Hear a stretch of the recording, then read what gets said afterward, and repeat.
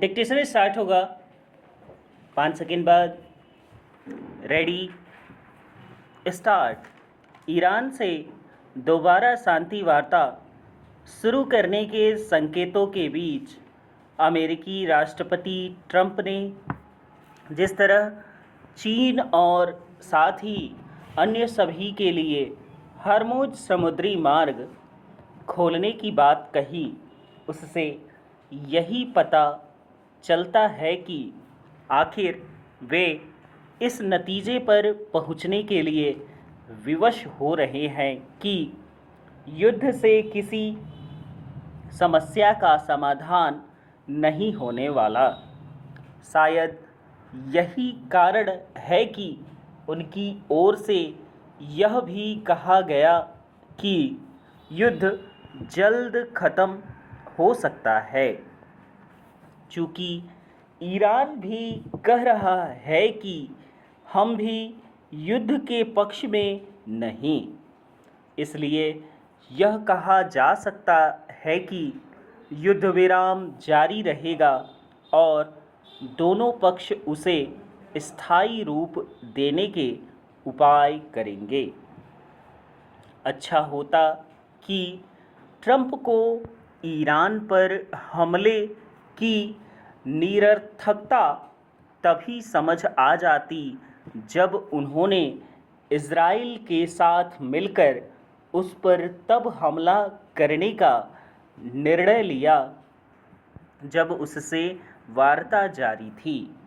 एक तरह से ट्रंप वहीं खड़े दिखने लगे हैं जहां 28 फरवरी को यानी ईरान पर हमला करने के पहले थे। उन्होंने जिस तरह चीन के इस आश्वासन पर हर्मुज खोलने की बात की कि वह ईरान को हथियार नहीं देगा, उससे यही प्रकट होता है कि वह किसी तरह अपने कदम पीछे खींचने की राह तलाश रहे थे। चीन के आश्वासन ने उनकी यह तलाश पूरी तो कर दी, लेकिन सब जानते हैं कि वह करीब 40 दिनों तक चले युद्ध में ईरान की हर संभव तरीके से सहायता कर रहा था।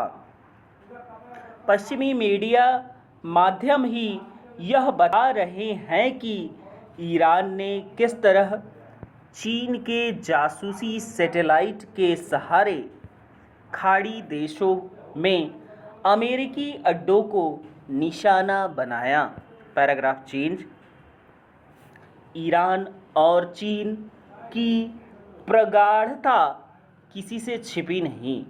अमेरिकी प्रतिबंधों के बावजूद चीन ईरान से तेल खरीद रहा था। इसी कारण जब